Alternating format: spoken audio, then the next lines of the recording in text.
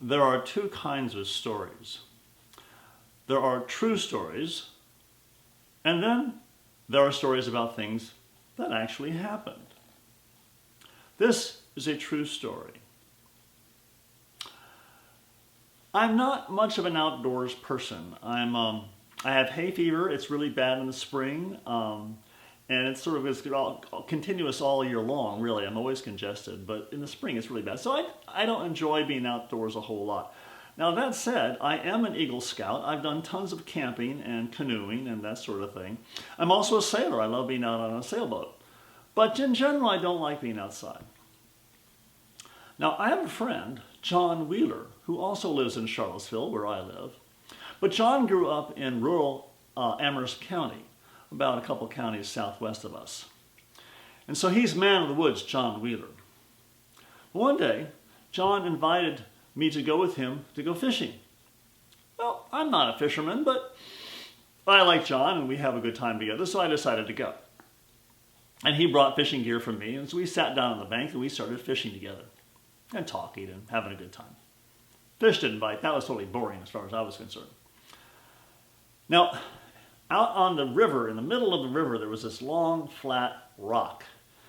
It was a couple inches above the waterline, and it was in a sunny day in July. The rock was nice and warm and bright. And I would expect there to be turtles out there sunning themselves and enjoying the heat. But at that moment, there were no turtles on it. Maybe they were all at a committee meeting or something. I don't know. But they weren't there. And John and I are fishing, and we hear a bloop. And out of the water comes a frog, hops up on the downstream side of that rock. And he's facing downstream because the sun is coming down, warming his back, and he's enjoying it. But that was no ordinary frog. This frog was big. He was as big as a Volkswagen. No, I can't say that. That would be a lie. He was not as big as a Volkswagen. But he was as big as a basketball. He was huge. I said, "That's a big frog, John." "Yeah, that is a big frog." And so we watched the frog, because that was a whole lot more interesting than the fishing that we were doing. And a little while later, we hear another bloop. There's a snake on the upstream side of that rock. He's looking around, and he sees the frog. So he climbs up onto that rock and starts slithering towards that frog. John says, "That snake's going to eat the frog." "That's a big frog, John.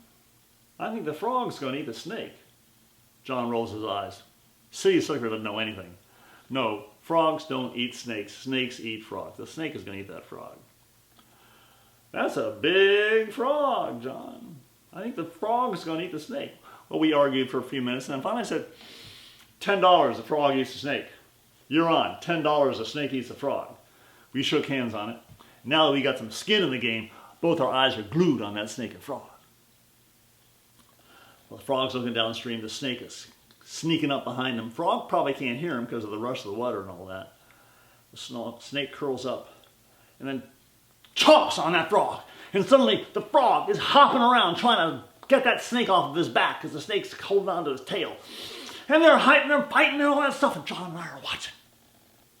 And neither snake or frog making much progress. It's kind of a dead heat. And so finally the snake decides he's going to take his other end and he's going to try to push that snake, that frog, down the snake's mouth. But when he does that, the frog opens up his mouth and he catches the snake by the tail. Then the frog starts swallowing the snake. And that snake is pushing the frog down, and so the snake keeps swallowing the frog. And the frog is swallowing the snake, and they keep going, and they keep going. We feed each other until there's only 1 inch of frog left, there's only 1 inch of snake left. And at the same time, they don't both take one big chomp. And they disappeared. There was nothing left.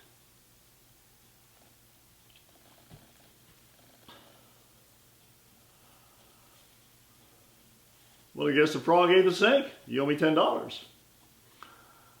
No, I think the snake ate the frog.